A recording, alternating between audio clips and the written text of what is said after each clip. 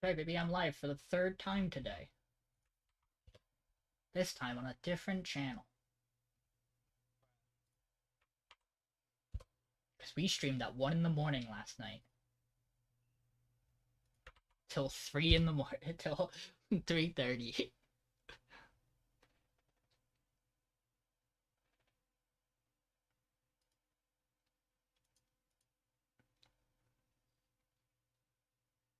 Okay. I'm unmuted, but you guys aren't yet. But I can unmute you as we let the clock tick down.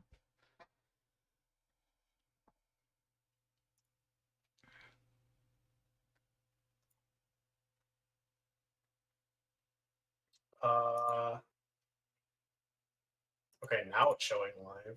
Yep, it should, I was gonna say.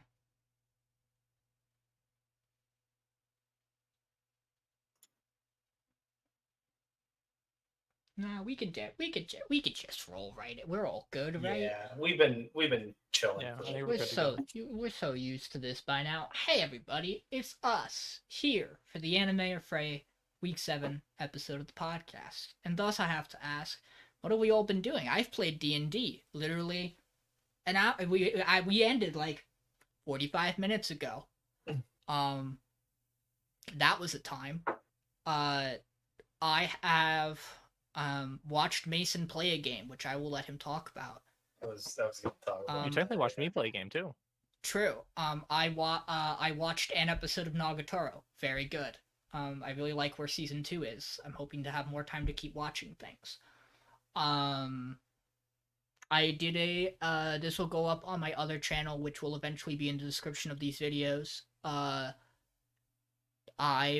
We did the second episode of our D&D podcast called DM's Night. Last night. The VOD's still up on my Twitch channel, DeadlyXWolf19. Nice plug. That episode was about simulationism, narrativism, and gamism.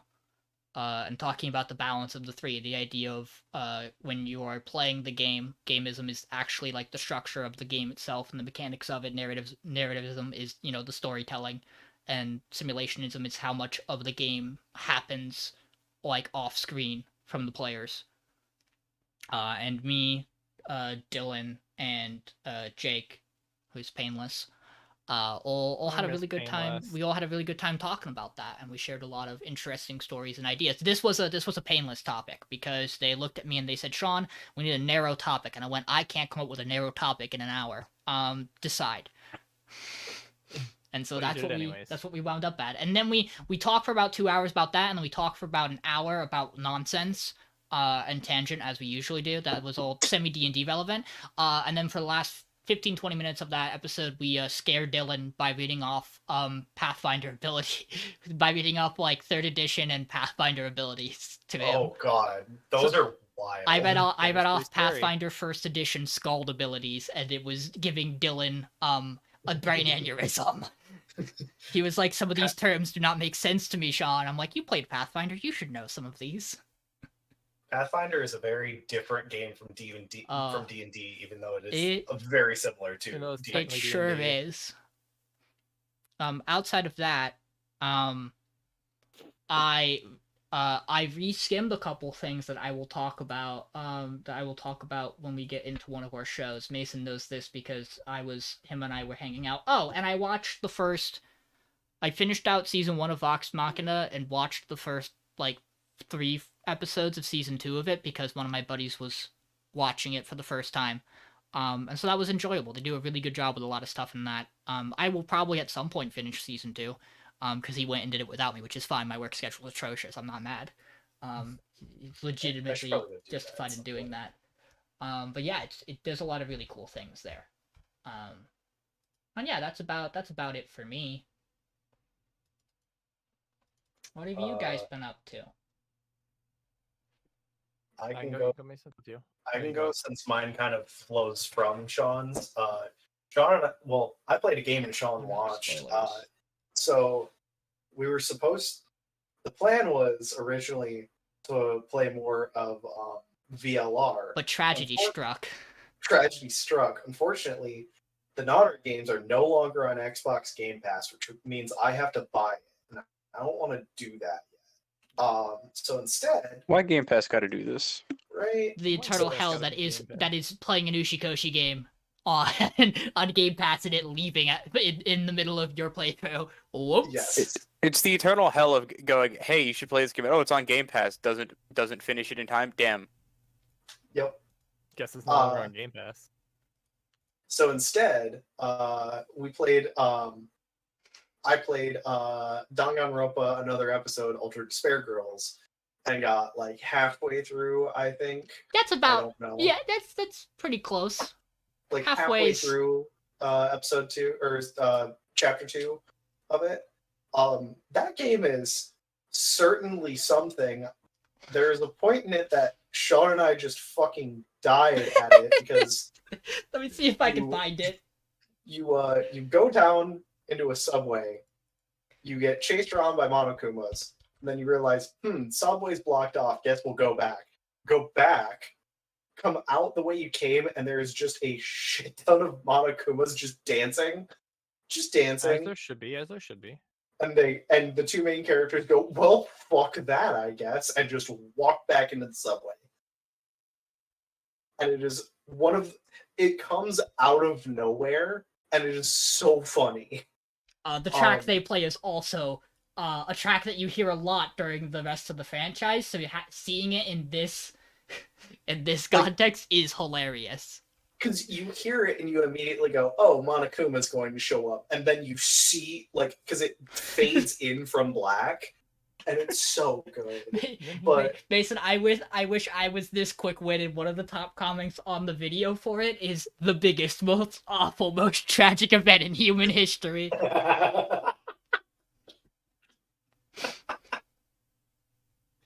Oh, no. And then Mason and I started talking about the legitimately real possibility that that Monokuma could wind up in Fortnite. Yes. Or Nagito. We were just talking about Nagito and Sasuke just default dancing together. Nagito and Sasuke default dancing on my corpse when I'm playing as John Wick. Can you imagine? This is the future we've come to. We've created to ourselves. Michael, for your reference, we are about halfway point to through chapter 2, which is the Jotaro chapter. We have indeed met Matt Mercer. You've met the guy. Yeah. We met Haiji. We also met Mommy. We did. Literally the second she was on screen, I said "Mommy," and then I saw her name and I went, "Oh, and I had to hold back. I had to hold back my comment of "You're damn right." I saw her name and I went, "Oh fuck, no, that makes sense actually." This explains an oddly large amount of things.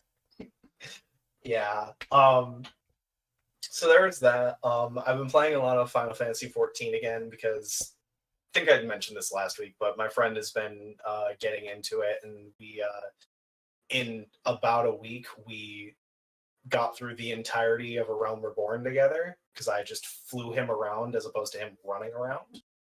So that was cool. But that's half of the fun is running around and then only realizing at level 30 that the that you can attune to the crystals.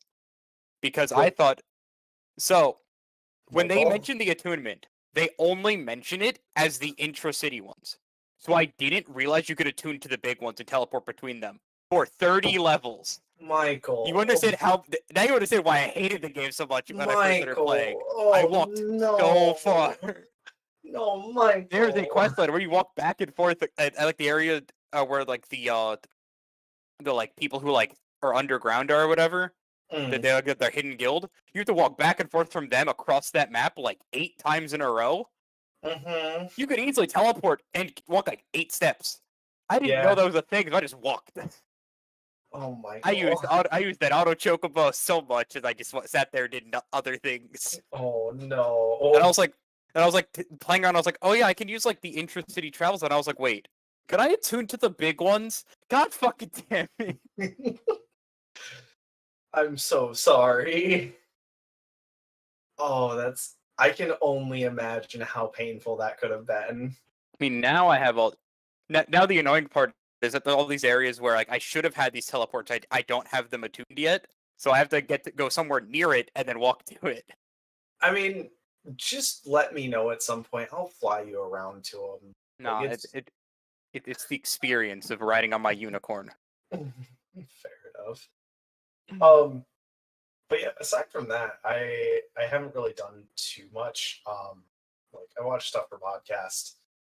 I'm mostly just playing a lot of 14. That's about it. How about you guys? I've been playing a lot of two things. One is League of Legends. I know, unfortunately, it's just a bad truth in my life. The other one has been Octopath Traveler 2. Very good. I finished one main story so far, but there's so much more content in this game than the last one. I'm quickly realizing. Because not only is there more than 4 chapters for every character, there's at least 5. Then there's chapters with 2 characters at a time interacting, and then there's like also like I'm sure there's one giant overarching grand final like boss like they do in those JRPGs. And so I'm just enjoying the game right now. It's a good time playing that kind of on and off. And then I finished Critical Role Campaign 2. Nice. So that took a minute, but we got there. And then I watched the wrap up as well. And it's crazy to hear Matt talk about like how he like creates this world and like how the prospect of like the slow buildup of all these things that just happen to be like, that sounds cool. Or like the thing where it's like he'll mention one thing like in character randomly and be like, oh shit, now I gotta think of what that character does with that they have. It's really cool. Matt's just a great DM. Really, really cool story. Highly recommend it. I think campaign 1's better personally. I enjoyed campaign 1 a lot more. I just haven't interacted with campaign 1. The characters I think feel a little bit more like coherent, I guess, to a degree. I think campaign 2 has bigger like oh fuck moments for sure. But campaign 1 definitely I feel like has a more relevant big bad, if that makes sense. Like it feels greater in campaign 1 than 2. Just by how it just innately worked out. But either way, they're both still really good. Nothing bad to say about either of them. It was a good time. To be fair as well, like with campaign 1, like they were much higher level by the end than they were. Campaign 2 they finished at like 15, 16, which is pretty similar. I thought they were at like 14 or 15. No, they're definitely at least like 15, 16. Because they got an extra feat.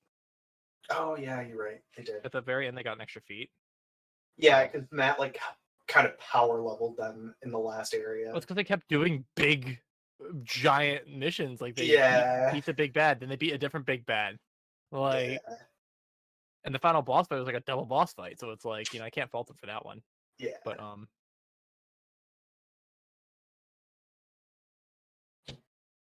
But either way, it was a great campaign. Really enjoyed it. Excited to see what they do next with it. I watched the second Exandria Limited. Have not watched the first one. So I'd be interested to go back and actually see how that one goes. But yeah, good time. And then like Octopath, like I said, still working through that, so we're getting there. I'm back. Michael? Oh, we technically okay, D&D. I was like, I don't know what the fuck I've done. Cause I look at my Steam time played. I'm like, I haven't done fucking shit other than I guess I played Destiny. I do that all the time. I was like, oh yeah, I played Minecraft. Played some of that. We also D&D since last But podcast. me and friends, there's a big server hub thing you can make servers for free on called Minehut. I'm back. You have to deal with a little bit of lag, but like it's fun. You get to do some shit. Michael, we also technically D&D'd since last time. I forgot that we did a session. Yeah, we did. Saturday? Yeah. We also are playing tomorrow, maybe still? I don't play D&D now. That's all watching Critical Role does to me is like, man, I don't want to play D&D now. Same. Anything else, Michael?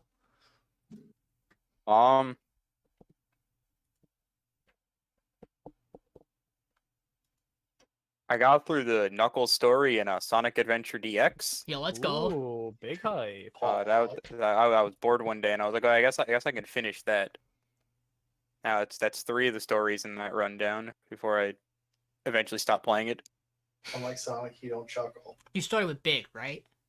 The most enjoyable. You can't start with Big. Damn. You have to get like 50% through the Sonic story to even unlock the other characters. But you did Big second. No, I did Tails second because Tails is my favorite. Right. My favorite character in that game because he's dumb as shit. You do love the boy. Tails is stupid because he just makes the entire game bend to his fucking whim as he proceeds to enter every level in the wrong order, does not give a fuck, and also skips every level by flying over them because Because that game was not designed with Tails in mind, but he's in there anyways. Yep. Yeah, the game's very fun to learn stupid speedrun tricks for because there's so much collision that just isn't there for some reason. Yeah, it definitely seemed to follow the same line of logic that like the Ratchet and Clank games did, where it's just like, hey, try jumping at it. Is it there? No? Okay. Cool. Yeah. Yeah.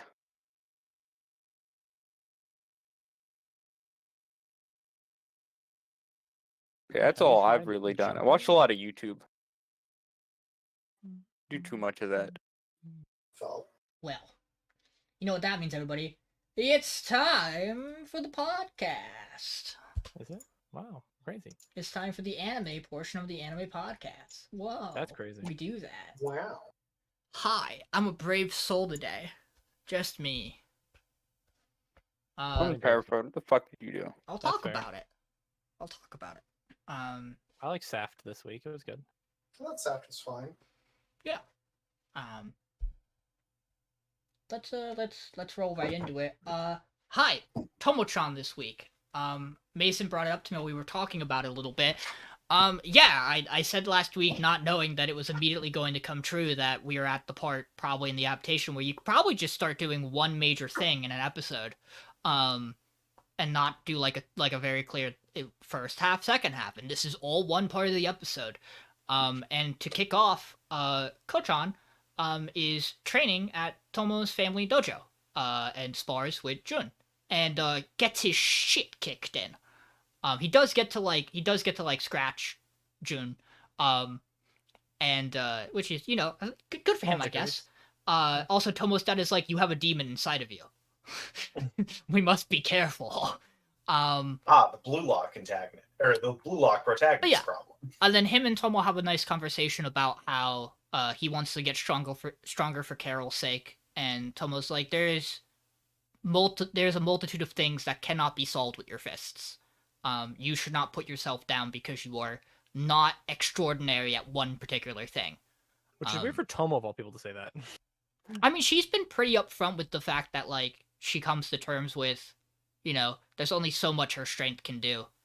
Is kind of how she's constantly kind of been saying that to June of, like, you think I'm really strong, but, like, there are limitations to what I can do with my strength.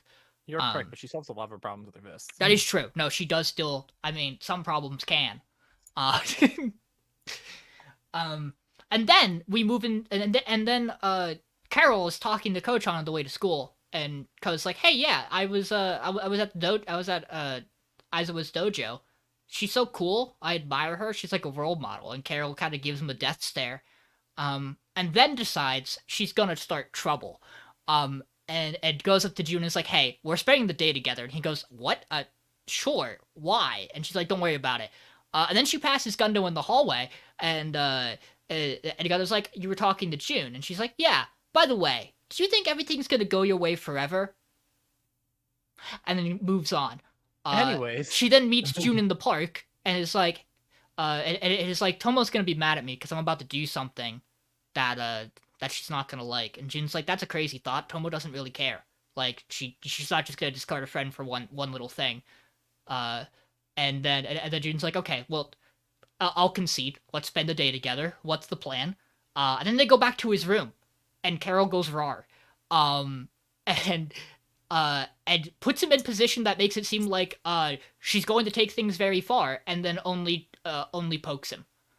And then June also eventually she makes a point where she's like, "You're really afraid of girls, aren't you?" Which also means you and Tomo can't keep where you are for long, or else you're just gonna lose her. And then June throws Carol off the bed and runs to Tomo, to which then Carol slowly kind of creeps over. It's like, "Hey, sorry about today. Bye." And then the next day goes to school and talks to Gundo about how, she still feels she has a problem with Ko, where like she wants him to confess and doesn't feel like he's ever going to. And Gundo's like, "Hey, well, you were trying to use June to get to him. Let me just go talk to him." And Gundo does that and comes up with the idea of, it starts to talk to Ko, and Ko's like, "It's just, she's too perfect. I can't, there's such a perfection to it that I don't know how to progress with our relationship because I don't want her to say yes because she feels like she has to, and if she says no, I will literally be shattered into a million pieces." And Gundo goes, "You think she is perfect. That is not true. I will break her, and you will see." And then she tells Carol that she doesn't have a shot in the world with Ko, and she heard that straight from Ko's mouth. And we see Carol leaves, and Gundo is immediately broken. She bumps into Tomo and June, who are immediately frightened, and then leaves school early, and Gundo runs to Ko and is like, "Hey, I fucked up. You gotta go to her, like, now." And he's like, "Okay, yeah, sure, I got it. Bye." He gets to her house, her mother headbutts him and goes, "Go. We have drawn today. Move forward." He then opens the door, and Carol is literally a fucking mess, crying. And the two of them confess their love.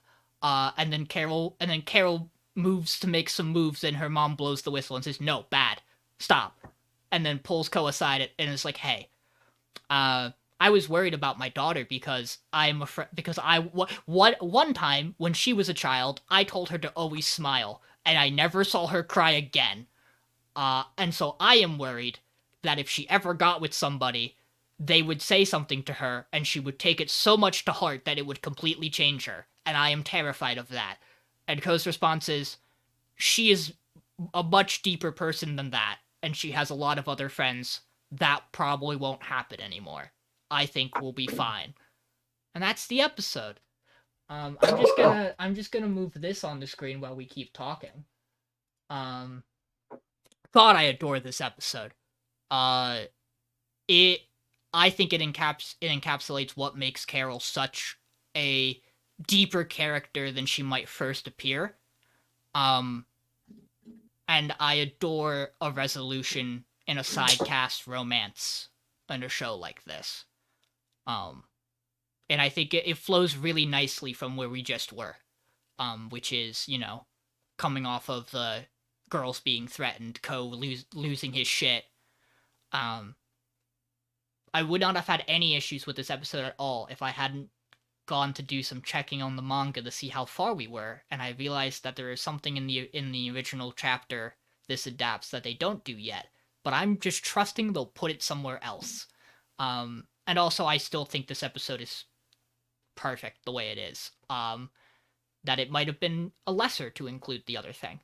But I will not speak on such. I will not speak on such things. What I will tell you guys quick, is that as I mentioned, I was going through the manga. The manga has 51 chapters, 8 volumes that collects all the 4 panels. We are currently in this episode ends on chapter 38 perfectly. The end of chapter 38 of 51. Yeah, I think this show is ending this season. It is lined up perfectly with the way it's progressing to do so. Also, fun fact, chapter 38, is the start of volume 6. And it has in it 38 4 panels. Oh. The most of any 4 panel in it. And I have I have learned that there are a couple chapters they have skipped. Only like 1 or 2 that I'm a little upset were included, but I also don't think any of them were largely important enough to not include. Yeah. I love this show. It's my number 1 for this week, just because, oh my god, I literally almost bawled my eyes out again. Because I think the entire performance for Carol in this episode is tremendous and well done. I adore her. That's fair. Yeah, Carol's great. It's really good. It's always something to, like, when you're watching a show and like a character that always has one specific mood, that mood changes. Like, shit's going down. And Like the character's a gimmick, but when they're not a gimmick, oh fuck. yeah. So I think it handled it really well. It hurt watching, which it's meant to. So yeah, this episode was really, really good. Yeah, no. Yeah, episode really good. No, not really anything else to say. I also like, as much as it's a really big like Carol thing. This episode, it's also a lot for Ko because he's kind of just been a twink. That's been his fucking character up to this point. Is that he is a twink who likes Carol. Yeah, we also do open on a flashback. I totally forgot about where it kind of goes into the fact that he was very reserved and very like a very mature child who was like, I don't want to interact with people. I don't like them. And then Carol is brought to him, and he is like perfection incarnate, an angel. This creature must have. Yeah, I'm gonna post this panel as well, because it obviously isn't done exactly like that. But boy, do I adore that fucking 3 panels of that 4 panel. Sorry, the last one's not there. It's the important thing is in there though. They do adapt that as best as they can by showing you like a flash to young Carol during that conversation. Cute. I adore. Very excited for the next couple episodes. Carol just deserves happiness. She does, and she's getting it, and that is great. She deserves all the things. Now the question is, can the rest of our cast all get happiness?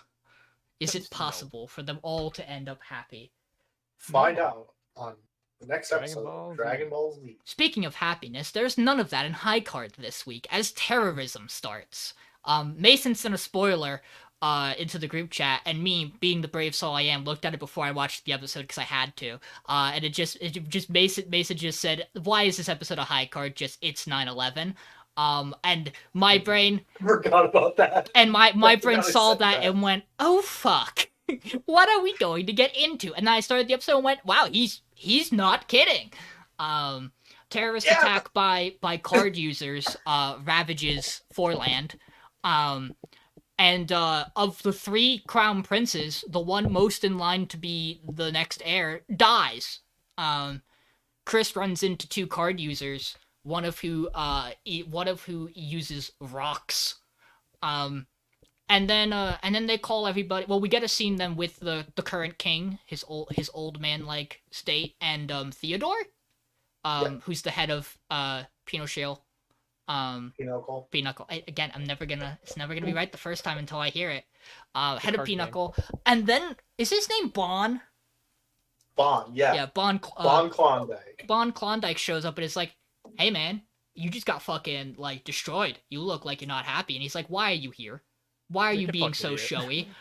It is the most we are two evil entities I've ever heard have a monologue off together. Also, oh my lord, Theodore looks like a JoJo character. Yes. Like, everything about his design in this scene is very JoJo in terms of, like, facial structure and everything. Yes.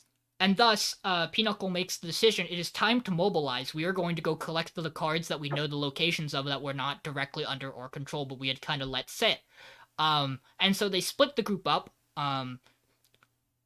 Leo goes on his own.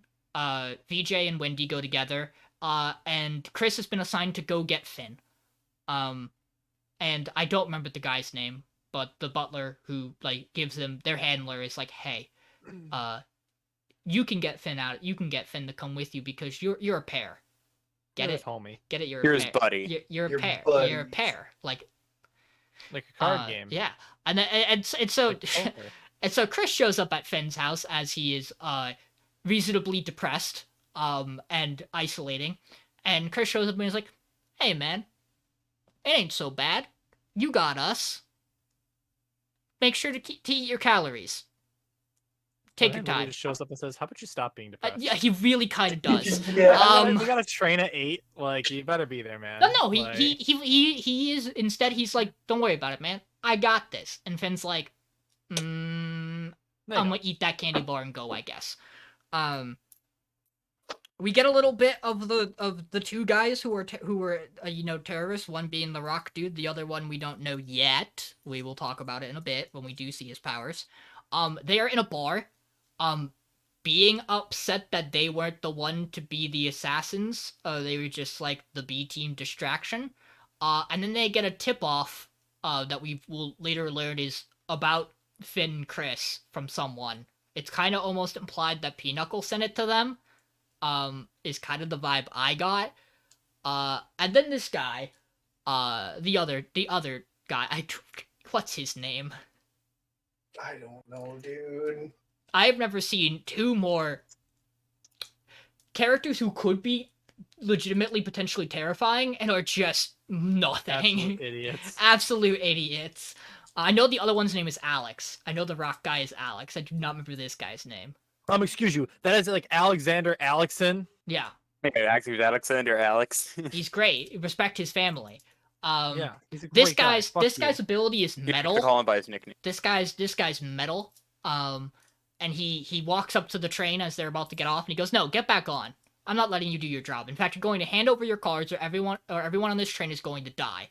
And Chris looks at him and goes, "You're friends with that guy who has rocks. So what's his name? Loser, right? He's dumb." And the guy's like, "Hey, you respect him. Put respect on his name." And he's like, "So you're just a nobody who's with him?" And he's like, "No. I have a name too. Respect me as well." And then Chris stares him dead in the eyes and goes, "That's an interesting plan you got there. Have you considered that you're on the train?" And the guy looks at him, and Finn does "There's no way he's that." And then they both stare, and the guy's like, "Oh fuck, oh shit. Either way, you wouldn't sacrifice your friend here and the innocent passengers." And Chris goes, "I won't die. I do not give a fuck. You have told me everything I want, and I will walk out of here with both of you and your buddy's card." He goes, "What about Finn?" And the guy's like, "So what? We lose one card, gain two. It's a profit. I win." And Finn's like, "Dude, what the fuck? You just told me not to be depressed." And then they wind up on the and then he tears the entire half of the train car off. As they start to approach the point where Alex is going to drop a boulder on the tracks. And then Chris kicks Finn off the train. And then dude with metal stops the train from derailing so he doesn't die. And then Chris suddenly thinks he can 2v1, forgetting he's in a 2v1, and it's like, I didn't think this through. And then Finn washes ashore, and there is an older woman who has found him, who is most likely the mother of the card holder they are sent here to get. And that's the episode.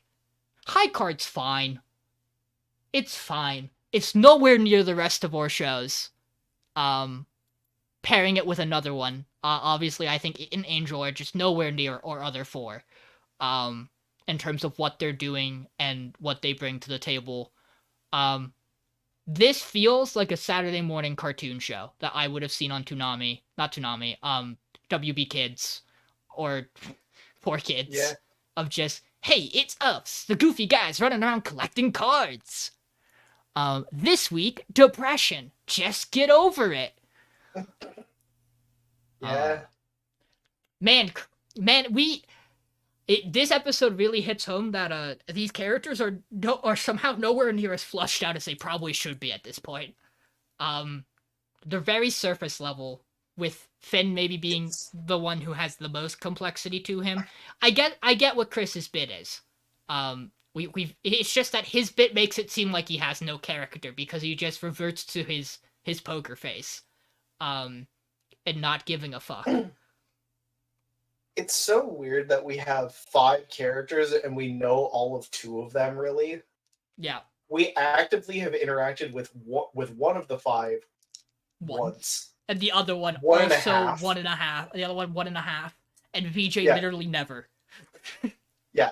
Well, VJ, we kind of got, I would say, total of like half, because he was half in the Wendy episode and half in the boat episode.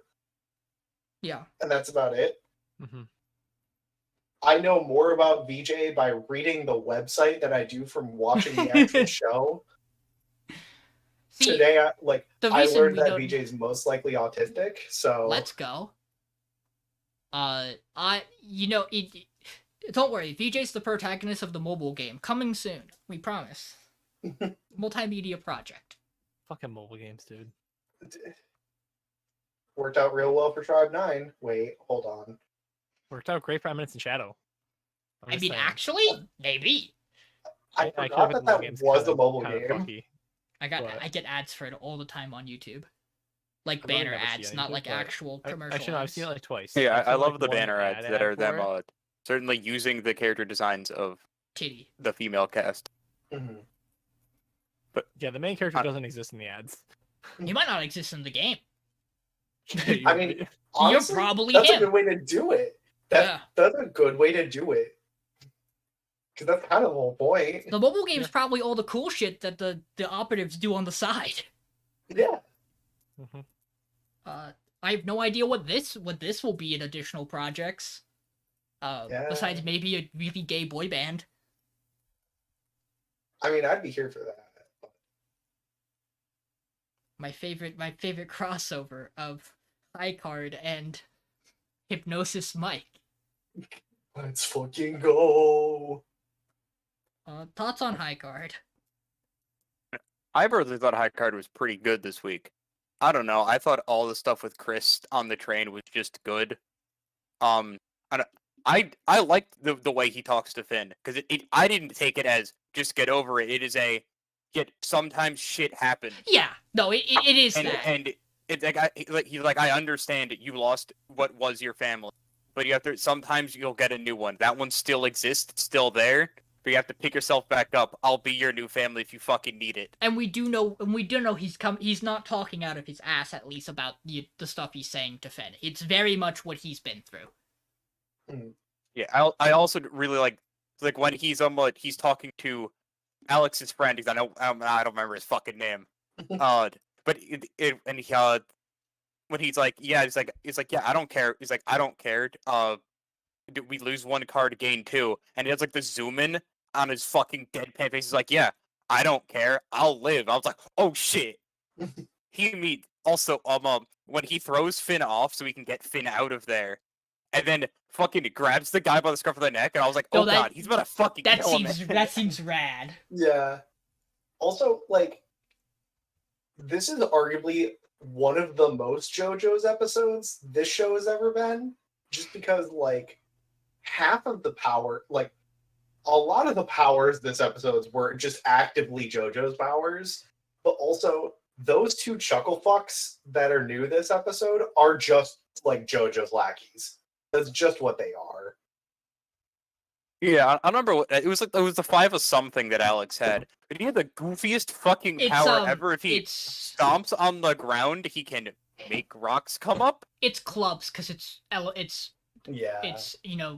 elemental, and that seems and then just Metallica for the other guy. Yeah. No, I mean metallic Metallic. it was like metallic surprise or some bullshit with No, whatever the fuck the name of the card was. They just. Oh yeah. I thought you were talking about the JoJo's one. That's just. You know, that was just metallic. But it was like metalogical surprise or some dumb bullshit. Yeah. Also, the show keeps confirming my theory that this person with the fucking telekinesis, it just has the objectively most stupidly designed power ever. Yeah, she does walk into a Yeah. card and blow people's brains. What card apart. is that? Is that an ace? I don't know. No, because it's the opposite. It has to be a high card. Haha. Because aces are weak, right? That's what we know about twos are Finn. weak. No, because No, he's what's the her name two of has the spades. ace Oh, of- he has the two. she Yeah, has then the it's ace probably of hearts. no. That's She has the ace. broken Doesn't card. Wendy had the ace of Wendy has spades. Wendy ace of has the spades, ace of there you go. spades. Yeah, So like we know aces are the strongest, that's right. but they come with big I flipped drawbacks. it, So yeah. hers is at least like a king. I mean, this is the first time we've heard of. I think we haven't had her card revealed, right? But I know I don't we did think hear so. we did hear about a jack of clubs or a jack of something, and I'm like, face card's got to be absolutely fucking shattered. But like also like Finn kind of got robbed. Two of clubs control metal. Two of spades gun. Again, absolutely fucking schnoz with his card compared to some of these other ones. But and then again, two of hearts hand hold together. Yeah, all I know is that I want to watch this show or see eventually when they deal with this person with the telekinesis, see how they write themselves out of the fucking corner that is. I have the ability to control 10 things that each weigh over like 3 tons. Also, she can You just had explode your unlimited fucking control body. on them. Also, Like, she can just fucking explode you. She's Um, probably going to die before they even get to her because the card probably has major fucking drawbacks. Maybe. Mason. We've only seen one card have a drawback so far. She And gives it's that he me. gets hungry. She gives me immense Fire Emblem. Blazing Blade. Oh wait, no. What's Fire Emblem that we got? The first one we got. Is it Blazing? We got. We got Blazing. Yeah, Binding's we voice got- game. Yeah, we got Blazing. 'cause She we got, gives we got me Onwards. immense morph energy. Yeah. She just has immense. Yeah. I listen to one man only. True. And Bond Yeah. does kind of have that immense fucking Nurgle energy. Yeah. He does. He really does. I can't have wait for his Nurgle henchman who walks up to Finn and goes, "We await you on Klondike Isle. energy. I await you on Dread Isle." Yeah.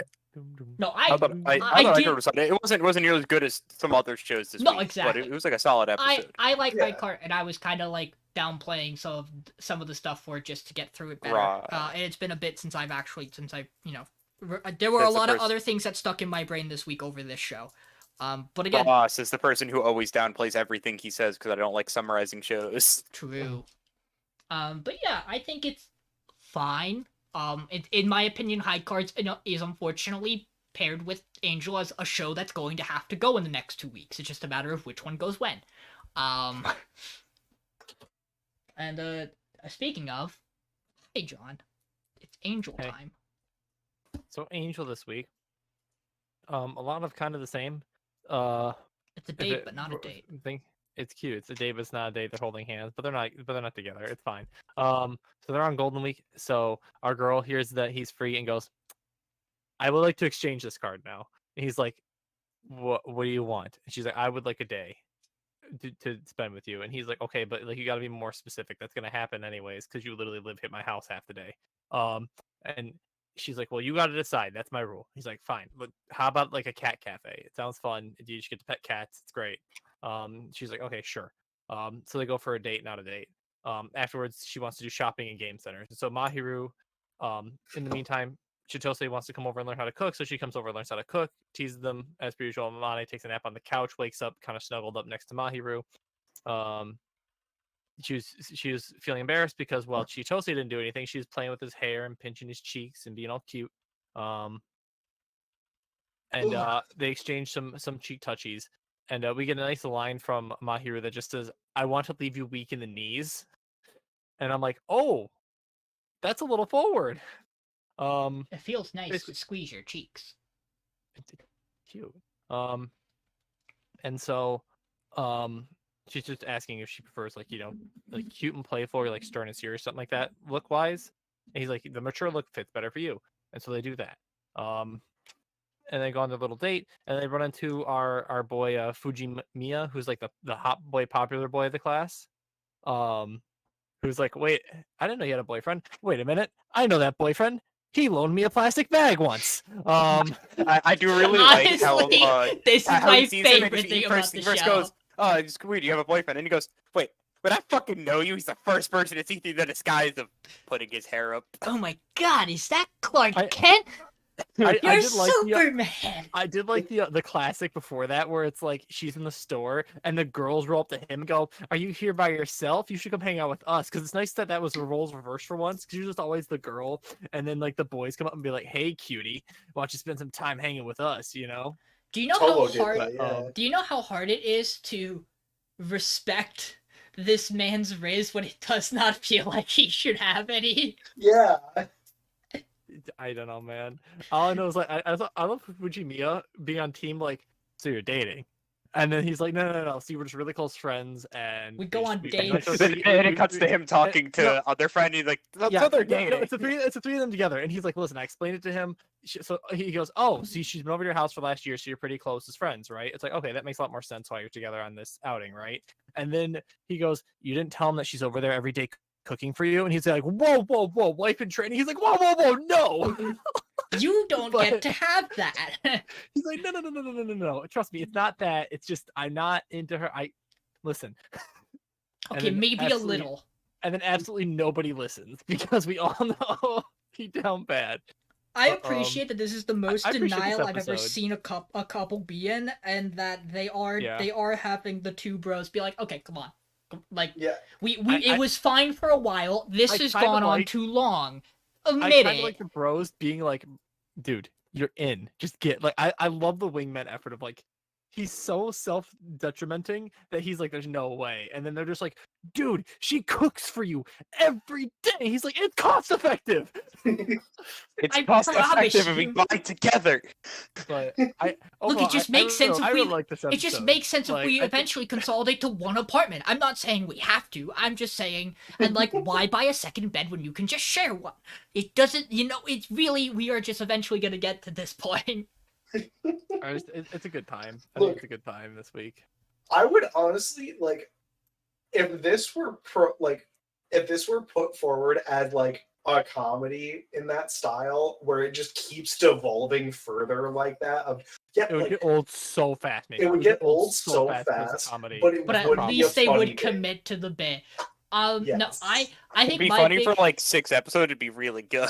I Yeah. think my biggest problem with Angel at this point is again, I'm glad we're slowly moving away from it, but every conversation in the apartment makes me want to fall asleep. We've been through this setting, we've been through this exact framing.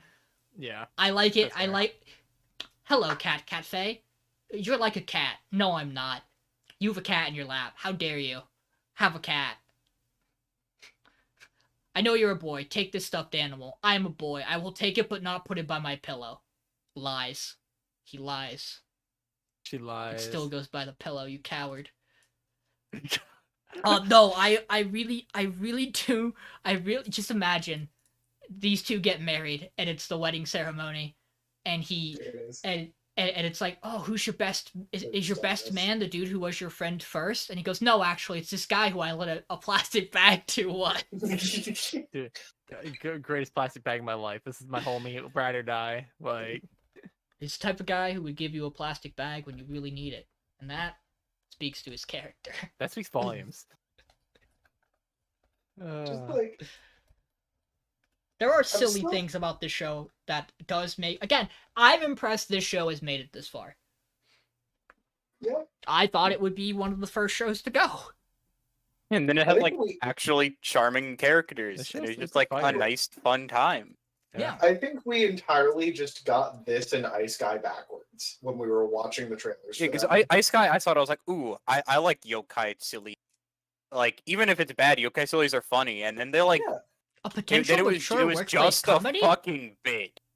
It was a dumb bit in Ice Guide. It was like, haha, he's flustered. Hoo hoo. Now there's ice everywhere. It's so funny, guys. And if people think A we, and if snowman. people He's think he's we, a phoenix, and we're never gonna talk about it. if He's a people phoenix, think we though. really don't like bits, you should check out the podcast's opinion of Uramichi. God, That show show was had so a lot of fire. bits, and we show legitimately was all so kind of liked fucking it. funny. That show was legitimately a good bit most of the time, a good same bit. Yeah, like Like the half of us that liked life lessons, no, not life, Heaven's Design Team. It was just stupid fucking bits the whole time. It was like great. I wasn't They on were for Heaven's fine. Design They Team, were but that fine. show's funny. They were fine bits about it. It was, however, just an educational program disguised through comedy. That's in a great. way. It was funny. It lacked the self-awareness that Uramichi gave me, and that was really, I needed the midlife crisis that Uramichi had in it. That was important. And the dick jokes. And the dick. It's like it just got progressively worse every time there was a dick joke. He just started laughing Yes. worse. It was so good. Hey, hey, Michael. Buddy Daddies. Yo, much like Miri and Kazuki are doing in this screenshot, I was smiling like this whole episode. whole Hey, time. hey, Ray's It was smiling adorable. too. He's trying his hardest. But yeah, this episode, it's field day. So Miri has to bring her two dads to go to field day. They're gonna like sports Dad. festival, but Hey, how come you Child. get two dads? true.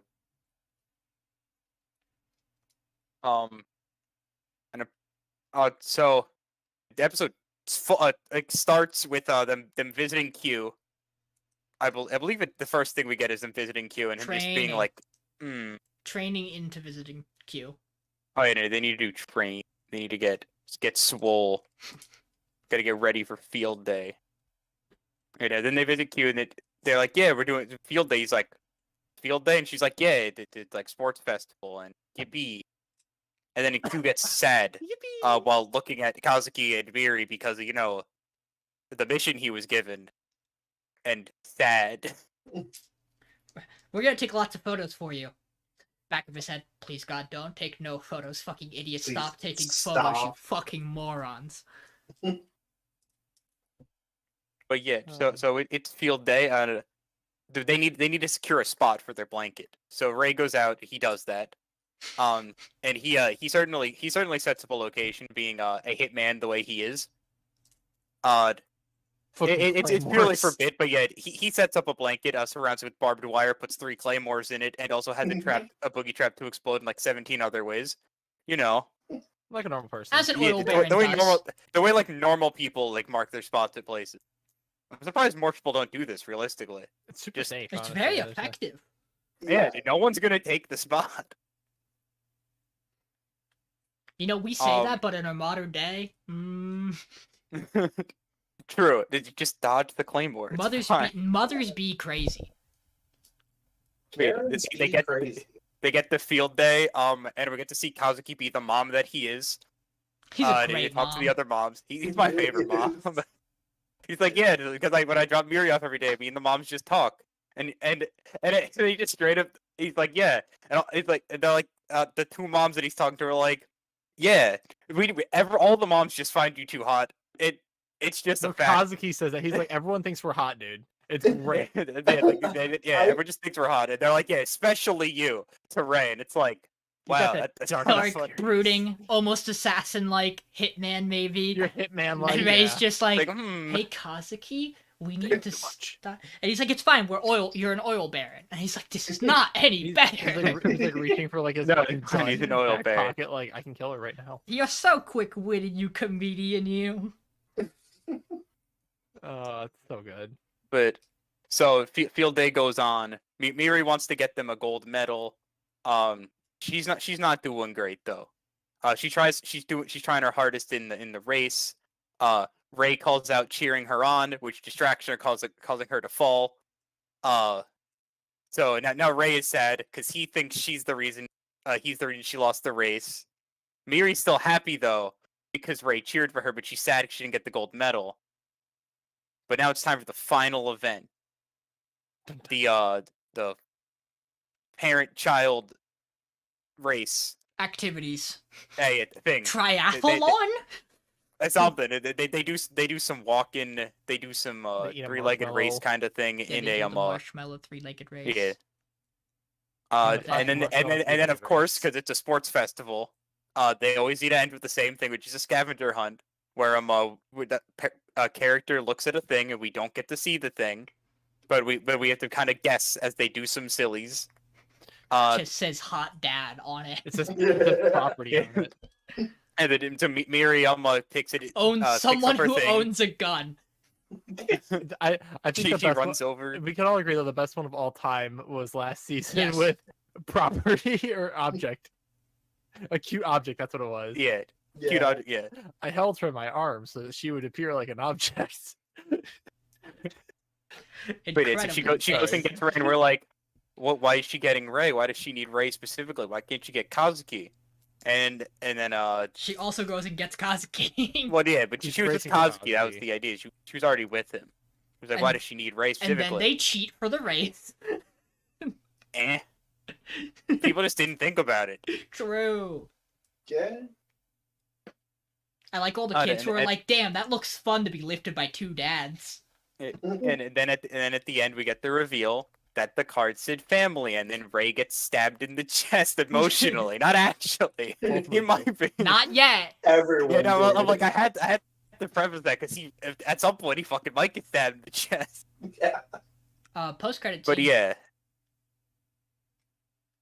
Oh yeah, Q was talking to the guy who was with Ray when Ray went to visit his dad, who was like, "Hey, I collect people's last wishes."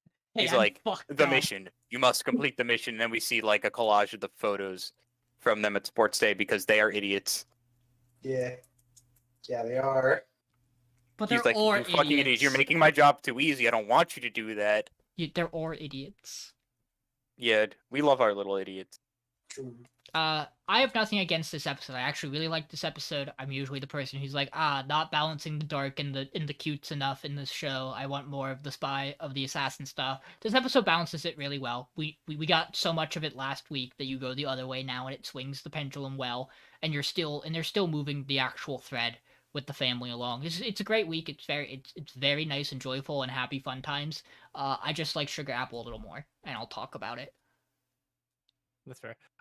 This episode the entire time I was just like smiling or laughing or both. It was great, and Miri's adorable, and I think our boys are just the best papas, even if they're getting themselves in deep shit. I The think only it's thing kind of expected for them to be. I love these pictures so much. The only thing I could think about during this episode though was, oh my god, guys, please stop feeding her so much food, she's going to die. It is field day. No, we must pack the entire lunch. All of Whoa. what'd you pack for lunch? All of it. What do you mean all of it? All of it. What do you mean you put all the unhealthy shit in the rice balls, you idiot? What are you doing? And the kids are like, this is No, perfection. No, but like That's she liked bad. them because She they are liked them. children. Yes. Sugar. Hi, let's hop on over to Trigun. Yeah. 3 guns. So we kind of we run a little bit back from where last episode ended, where we see that Nai, first we get a little bit of a flashback where he's playing the piano, and Vash and him used to play the piano together. And then we see that he has joined up with a guy, I believe his name is Conrad, where Is he? he's on a ship that has a bunch of red plants. And basically this group is just overloading the plants and using them for energy until they die. And not just die, but they apparently ascend to a higher plane when they run out of energy. And As they Nai is like, what the fuck is wrong with you people? That's not okay. And they're like, fuck you, we're doing it. Get away from the plant. And he starts killing people. But and what Vash goes- is anyway. And Vash is like, hey man, don't kill people. And he's like, but they're killing plants. And Vash is like,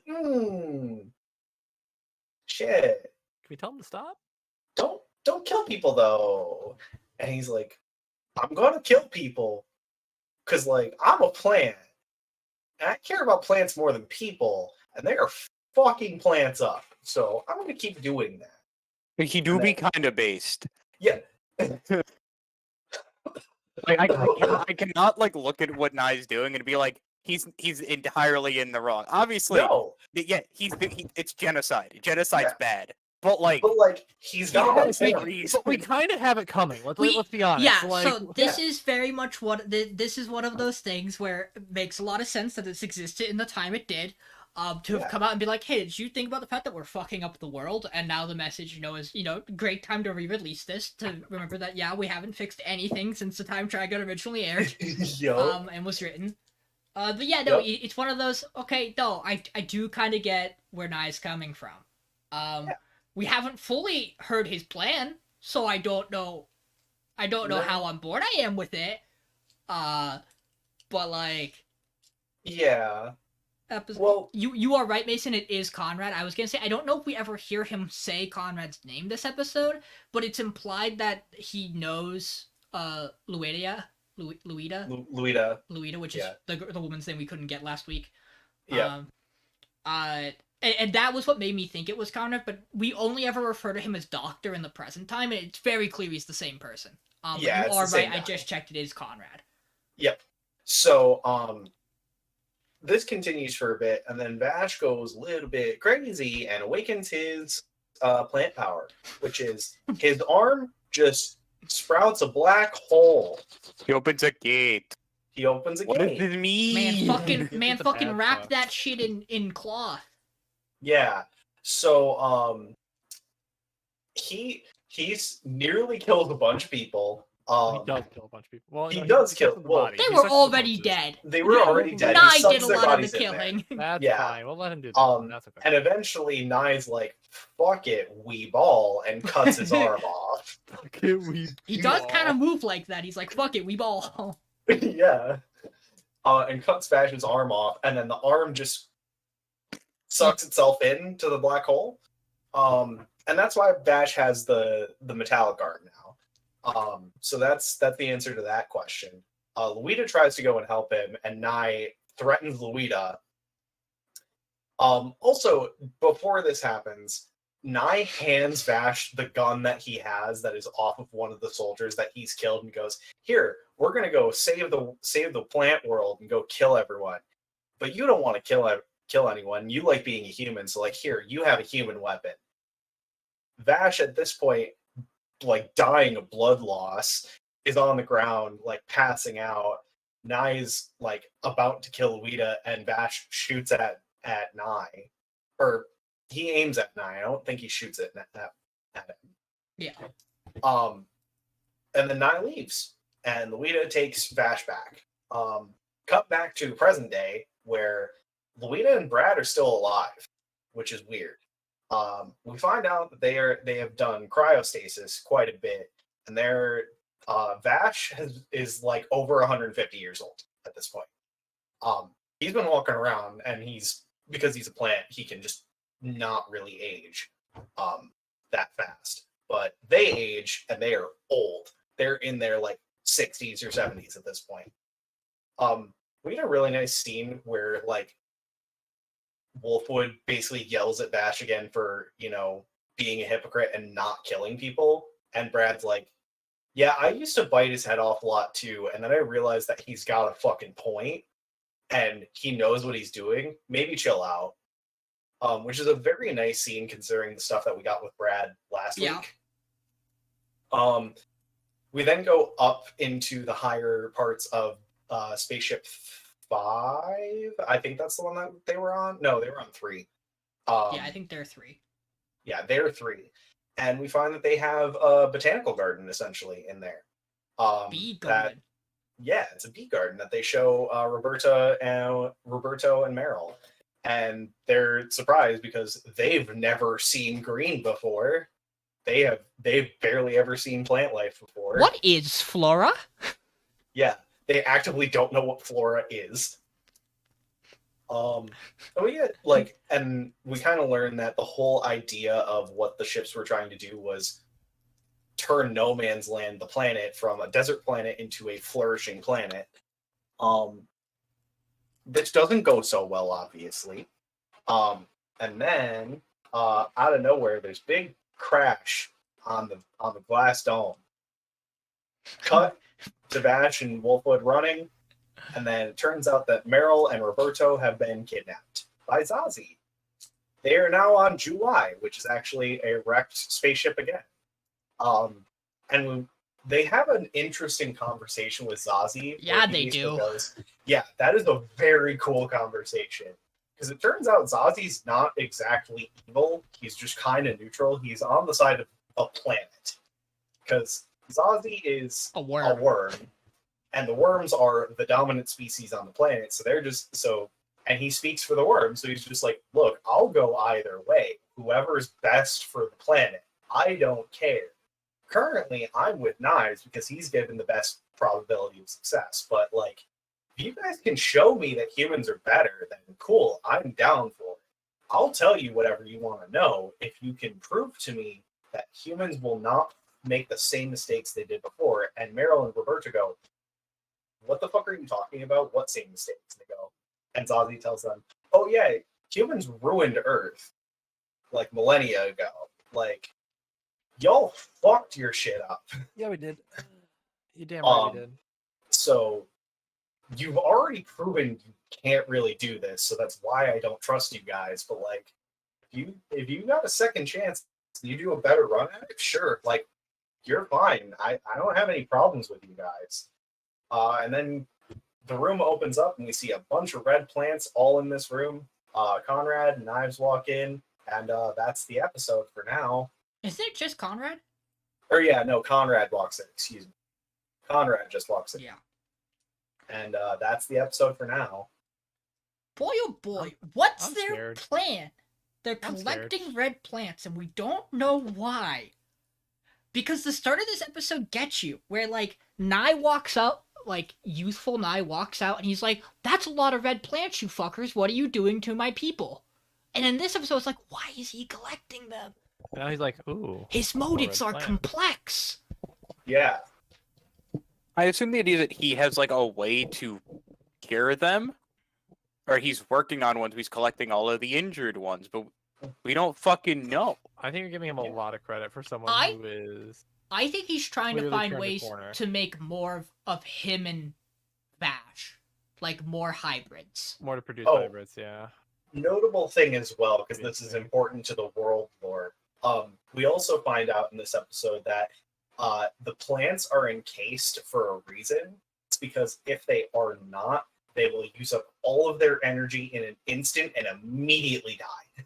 Yeah, which is a notable thing. This is I like the way they're doing this, where Vash has found a way to make plants and humans coexist in a way that feels comfortable, so long as he's around to help control the plants, which obviously, that's rough. It might be impossible for him to do it alone, is kind of like the grand scheme, right? Like, it's probably impossible for him to go to every ship to keep all the plants alive on a consistent cycle. He tried it. He very clearly tried it, was what he was doing with Brad all those times. Meanwhile, Nye has only seen plants suffering while contained. I also like that Roberto's not sold. Like, they're like, Luetta's like, look at this wonderful greenhouse. And like, Meryl is almost like, oh wow, this is really pretty. If we could make the whole world look like that, that'd be amazing. And Roberto's like, that's a lot of energy. And I bet you it uses the plants, huh? And she's like, yeah, we haven't quite figured it out yet, but we could in a couple 100 years. And he's like, yeah, alright. And it's like, okay, we're doing the climate argument with plants. Got it. Like, we could find a solution in 100 so years. And Roberto's like, but does that matter now? Like, what are you doing? Is what you're doing, do the ends justify the means currently of your research?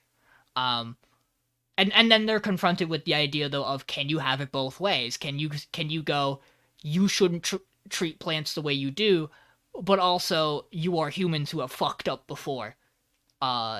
Like, do you have ground to stand on anyway? Also, can you blame any of these people who are alive and did not have any hand in what previously happened? we also get a funny bit where Roberto is not allowed to smoke. Yeah. No smoking. This That's episode's dope. Maybe we're in the smoking zone. The Zazie bit is really cool. Those bugs are creepy as fuck, but they do a lot of really cool things. Yeah. Like the ones that they make the earth out of. Really cool. My name is They're not Zazie. bugs, they are worms. Yeah, specifically. My name is Zazie. I speak for the worms. He is the worms. He's like the worm king or something. The hive mind. Probably. Something. He is the worm. I adore the. By the way, they don't just go. Like before Zazie does like the you fucked up Earth before. Zazie hits us with the. Why should I care about humans? We were here before you. And you go, oh fuck, this isn't Earth. Yeah. As soon as Zazie's like, the worms were here before, you go, oh, this is a different dying planet. See, and they do get you with that too, because anytime you look at the map, it does look like it could be Earth. Yeah. Like July could just be in India for all we know, if you look at it. But I think this episode's really cool. It does a lot for the story. It sets up a lot in terms of future and, the past, develops, the central theme of the show on top of other ones it already has going for it. What do you guys think about the piano bit at the start of the episode? How did you take that? I think it's really good. I think I took that as Where it's. Go ahead. oh god. I was gonna say I think it's really good in that like you have obviously Million Knives playing it first, and then like his brother comes in and starts joining him, but then like at the same time like he doesn't need him here, and you can hear like the disconnect between how he plays versus how his brother plays, right? Where he's like very refined and very like there's very much an effort to how he's playing, I guess you could say. Whereas Vash is very much just like he's hitting the right notes, but like it's off because he's not like focusing on intonation and like how it should be played to a degree. But Vash is just trying to enjoy playing the piano with his brother.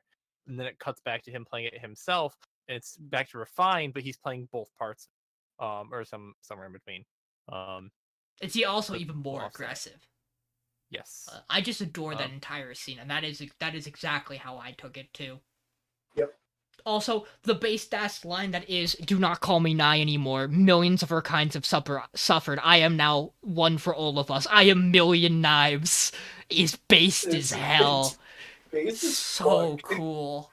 Like, I knew this show was like kind of off the rails from my limited interaction with original Trigun. I forgot how fucking based some shit from Trigun is.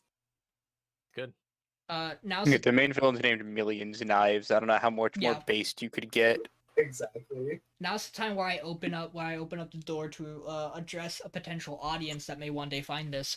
There are a lot of people on the internet who stand by that this is not a good adaptation, that the CGI ruins character emotions, that it makes it a lot more like it loses some of the core emotion from the original. There are people who have watched the original or read the manga who don't think it's doing a good job.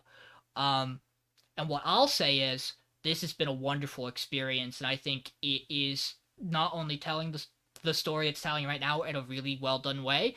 I think all the emotion hits. I think people are off their rockers if they think that this show lacks emotion because of the CG.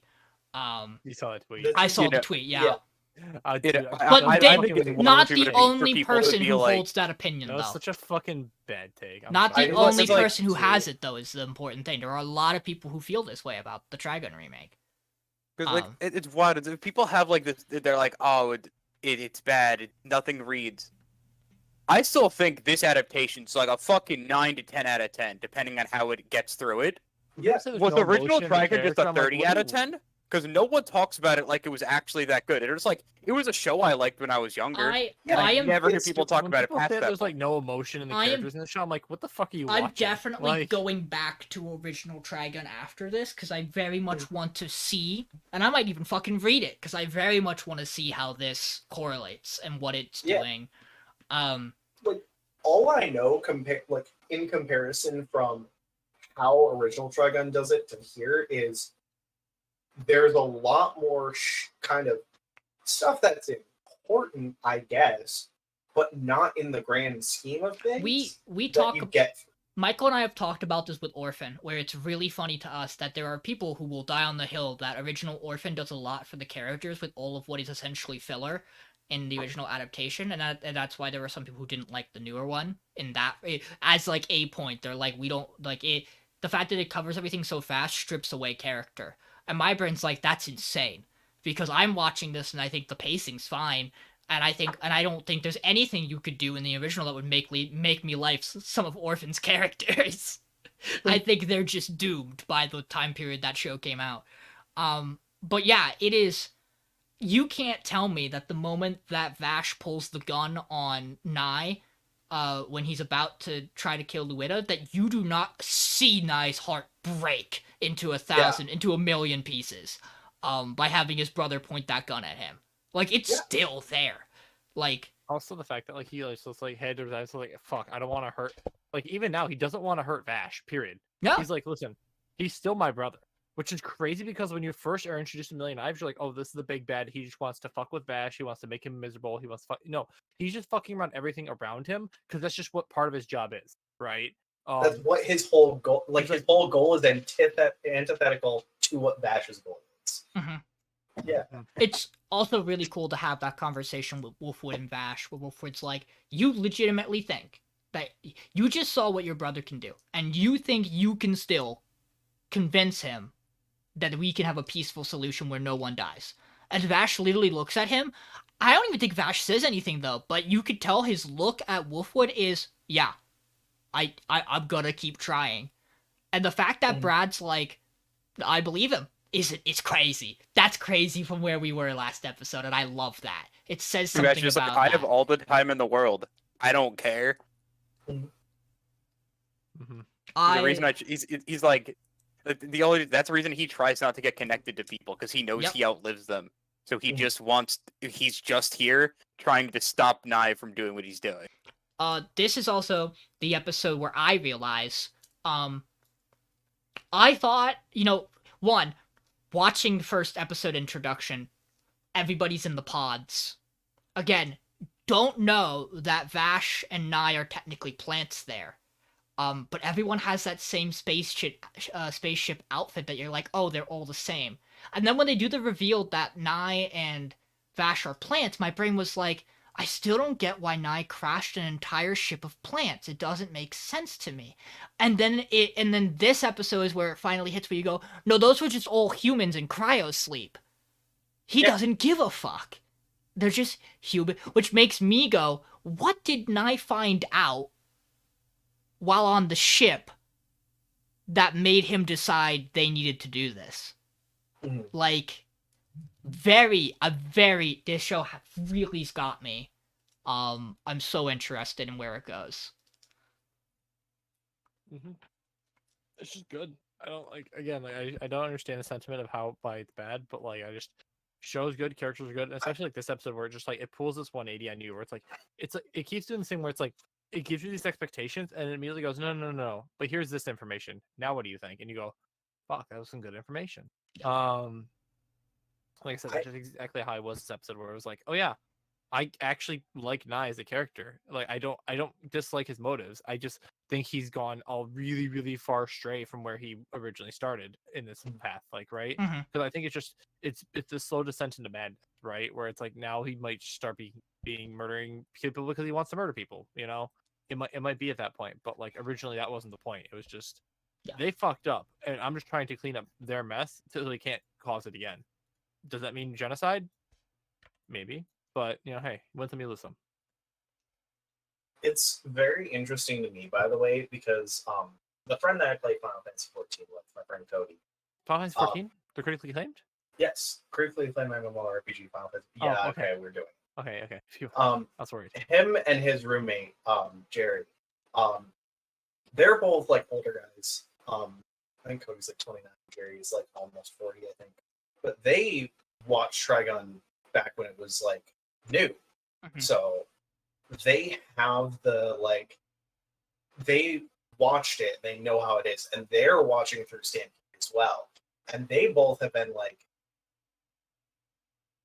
they both started off for the first 2 episodes. They're like, I'm not sure, it's okay, because they were confused about the Nebraska family, because the Nebraska family is very different in The original. And then they got to episode 3 and they went, fuck, okay. This show's really good. It is a really good adaptation. It does do justice to the show. So I don't understand the people that are saying it's bad. Like, just get over the fact that CG is actually not bad. Is my thoughts on that. It's just have a better take. Mm-hmm. And again, you're welcome to have opinions. We should address. Disagree. We should also address something. Earlier in the podcast, Mason, I think you made the remark that Meryl isn't a character individual. She is, but I think she comes in later. Yes. She has. You were right when you said she. There's another girl who's there. The two of them are friends. I only know this because I looked at character list and read a little bit. Nothing that would spoil it. But like there was a. So really, it's more of in Stampede we're missing the other character. Which might just be because a remake like this might be able to make Meryl fill both roles that character might have. And arguably if a lot of old media sometimes make characters very one note when you could make one character do both of the jobs that the character might originally have served a purpose for. But yeah, that was just something that I know we talked about earlier that I don't think we've ever addressed. And since I know it was technically incorrect. But that's what you get when you're interacting with something that is fully new to you and has old source material. You might not get some of the original stuff right. And also the original source material is like actively almost 30 years old at this point. Yeah. It's like 25, I think. It's older than me, I think. So let's get to our last show on the week. Michael, Sugar Apple Fairy Tale. So I'm going to start this with, I thought Sugar Apple was not that great this week. I thought, so this entire episode centers around, she runs into, she's going into Lewiston to do we have essentially a year time skip or whatever. It's been like, I think that's like 6 or 8 or something months since last episode ended. We don't fucking know because time is irrelevant. It's like 2 or 3 seasons worth of a time, like seasonal time skips, because it was winter at the end.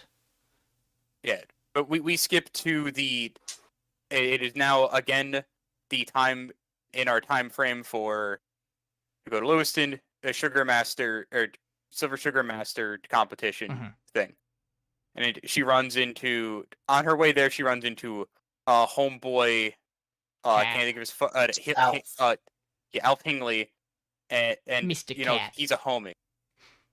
And he gives her all this information on the event because there's been a lot of rule changes this year because apparently there's been bad harvests for the whole year for sugar apples. That's just not a thing, and that's the whole linchpin of the entire episode's plot that is introduced and shoehorned in here. My issue with this episode is the entire. I like a lot of what it does after this because the idea is that, to be part of it, you need to sign up early, be there early, and refine at the specific location or whatever. And she's late to showing up here. And also, said place is run by the Radcliffe School, which is the school Jonas is a part of, and is also cringe or something because they're dumb. I just didn't like the idea that it was like. The entire linchpin is an event that feels like it was supposed to be foreshadowed that never was. It was just because Hingley goes, so you know how like when you were harvesting apples, she was like, yeah, I guess there was like a little bit less, and he was like, yeah, the harvest was terrible this year, and I was like, oh, cool. Wish I fucking knew that. I don't know. We don't get it because we do the time skip, right? The idea is it happens in her in between. I did think the beginning of this episode was very fast and a lot is what I will say. Then we essentially start getting into give us like a slideshow her of, like, living the day. She's been right. Like I know we get that eventually, but like, go ahead. I'll let you finish talking about stuff first.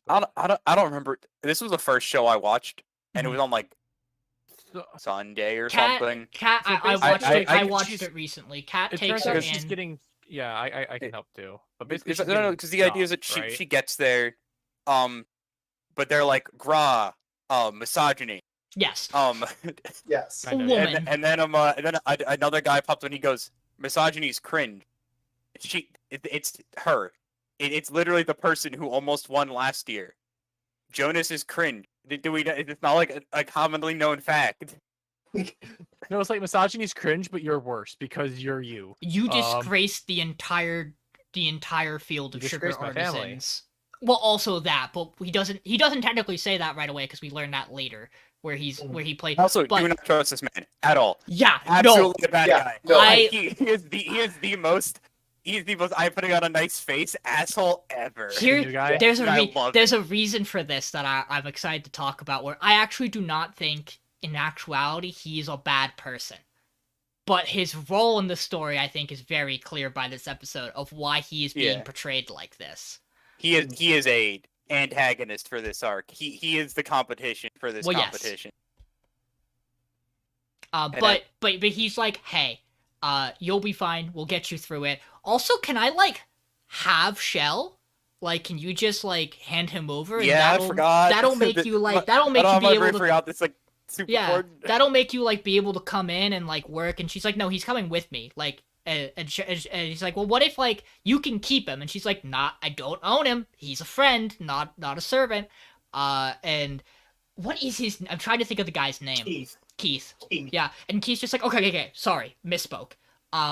What if he's my model though? Can I borrow him? And Anne's still like, nope, can't borrow him. He's not an object. Borrow is not the job we can use here. And Shell's just like, okay, Keith, sure, I'll model for you, and it's fine. You don't want to be apart from me, so this works out for all of us.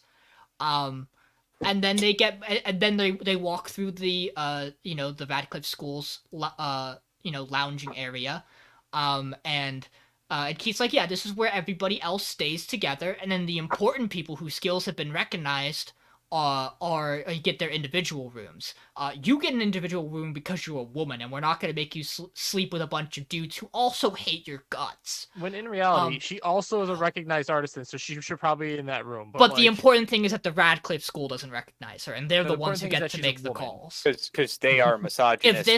If this was, and there's a very big implication here that oh god, now I'm blanking on his fucking name. The current Jonas? Viscount. No. Oh, Mercury. Yeah. That Cute. that Mercury gave it to the Radcliffe School because it's the least problematic one to put the Harvest under. Because if you have him do it, it's biased because he's the judge. If you give it to the other family, it's biased because they used to be the Viscount. Which is what we're gonna learn. So they have to give it to the Radcliffes because it's the most fair decision, to do. Which is the only reason Anne isn't. Yes, it's the only reason Anne isn't being recognized as the artist caliber she is. Is because of all the bad shit they talk about her. And then Anne wakes up the next day and she's like, "What if I style my hair differently? Would Shell find me more attractive?" And Shell's just like, "What the fuck are you doing? Go work." And then she bumps into Keith, and Keith's like, I wanted to be a sugar artisan because I saw your mother's work. Also, my dad used to be the Viscount, which meant that I could never compete my entire childhood because he was the judge. And if I won, we'd be blamed for cheating, and if I lost, I would bring dishonor to the family name. And you're like, wow, yeah, that kind of sucks, man. That's kind of like catch-22, huh? And then I was just like, damn. And then that's fucking rough. And then he's like, and I couldn't do last year because I legally wasn't allowed to due to mourning. And you're like, wow, okay. Also, still get it. You would be weird to be like, hi, my dad used to be the judge of this. Look at this cool art I made. And they're like, oh, he did it while he was still in mourning. Also unfair. I get it. Lots of stub rules that stop you from doing your job. And then he's like, hey, can I borrow a Shell? And she goes, stop that. But yes, he'll probably let you start using it. And Shell walks into his place to study and is like, so you want me to get naked? You want me to pose? What do you want? What do you want, big shot? And Keith's like, okay, a little bit of hostility here. Just stand by the window. I just I just want to like take you in for a while.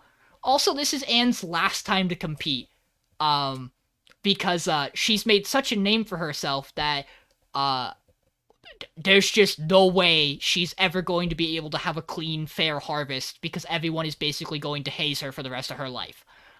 Which is why this is actually a good thing for her, that she gets to work in this place. And Shell's like, a good thing that she's behind because no one told her. And Keith's like, that's atrocious. I hate everyone in my field. They're all horrible misogynists. But what does it say about the man where he's like, I'm excited to compete against Anne, but I also have no remorse about crushing her and not letting her win and taking away her final shot at becoming a master artisan because I also want it. I love Keith. I do too. I think he's a really good character. Keith was my favorite part of this episode. Everything that was him was great. Just at the beginning of the episode, love the super sour taste in my mouth. I was like, you guys also it just feels. trust him. So here's why he's depicted like this, is because he very much is supposed to be a rival to Shell for romance. Mm-hmm. It's the same way where when he walks up to Anne, Anne's heart does that little flutter and she blushes. She's like, damn, he's a hot guy. And that's why Shell has like that odd, like offensive nature towards him, and the show's depicting him as like not to be trusted because you don't want to trust the guy who is the love rival, potentially. Jojo manga brain. Yeah, I don't think he's actually a bad dude. I hope. I mean, for almost everything he's done this episode, he genuinely seems like the only good person in this fucking... The only thing that he might have going for him that makes him very untrustworthy is that he doesn't necessarily seem to have Anne's point of view on fairies. Which has been something that, like, the people we've really been told we can trust, like Mercury and the Duke, have all seemingly don't have an issues with fairies. Like, Mercury's fairy did say, like, I do pretty well for myself in the situation I'm in. I'm not at the point where I want to kill the person who is in charge of me. So it feels like Mercury also kind of gets the idea of, like, you should respect fairies, and maybe we shouldn't treat them like slaves. No, I think I really like this episode. I enjoyed the general setup. I'm interested to see where we go. I was curious, what you do to have stakes in the end close of this season, because, like, I said it when we finished the first 4 episodes. That was Anne's stakes. She lost. Okay, she just comes back and does it again. The show does need another stake, and I'm glad they threw it up here, and it makes sense. She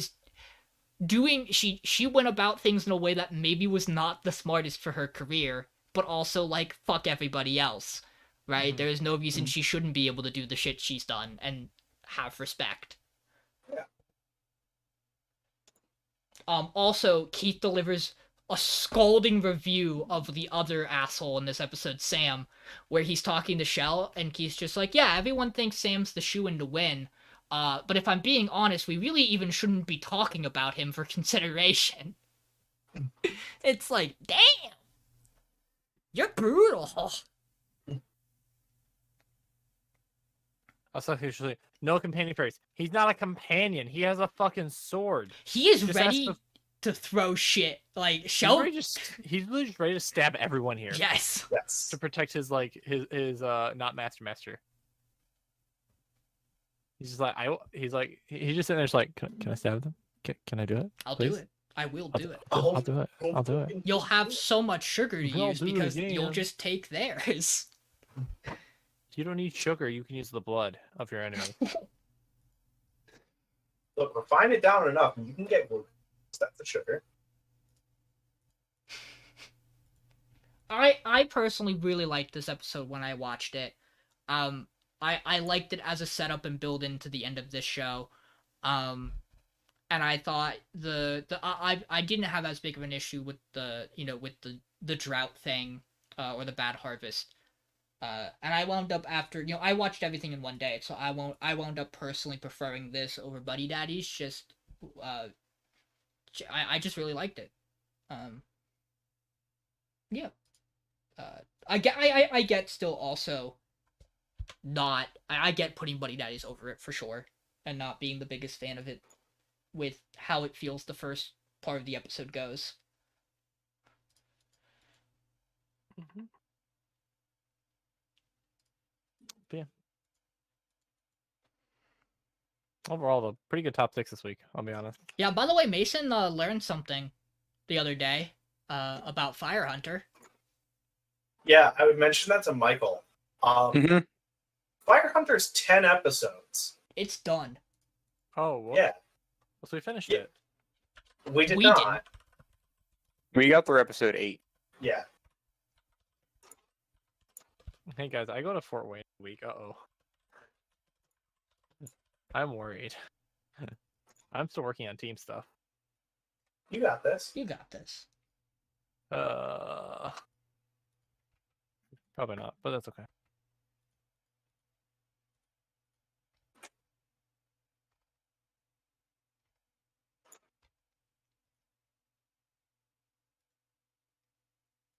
Responses are coming as I expected them.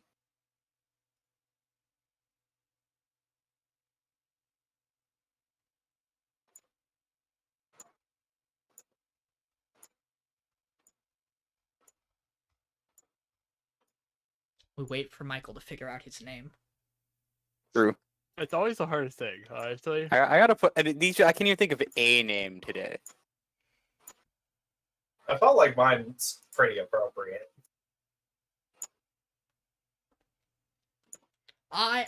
I will say, I have there are some seasons where I walk into a top 3 and I'm like, I'm not walking out of this winning it. There is still a sliver of hope in my heart. Tomo-chan. Yeah. I think it's doable. I can see it. It's my child. I love it. It does have very harsh competition though. I am interested to see what will make the 3rd place for our top 3. I obviously, because I think it is obviously the toss-up between Sugar Apple Fairy Tale and Buddy Daddies, and I think there is definitely one we're all probably leaning towards, even despite my ranking this week. But you never know. You never know. It's probably the show a show debate that has the most chance of changing, unlike other seasons where we are almost assuredly a top 3. Yeah, like previous seasons, it's definitely been like, all right, how do we get rid of like the bottom 3, and then okay, I don't really know from like 9 to like 6, and then from 6 to 3, it's like, all right, well, how are we voting these out? Yeah. And this one, it's like, oh well, we have a top 4. That's cool. I'm pretty happy with these 6. To do our I will say I think all the shows we've had, I think the shows we have here are all. I'd be fine finishing these all out despite my kind of feeling on Angel. Might as well get through it. I could argue. Hi, by the way, results are in. Tomo, Buddy Daddies, Trigun, Sugar Apple Fairy Tale, full saves. The debate on what's going this week has been resolved. 1 Slay on High card, 3 on Angel. I wonder what'll go next week. gee, I wonder. Gee, I wonder. But yeah, that's that, baby. This is not the show I expected to make it this far.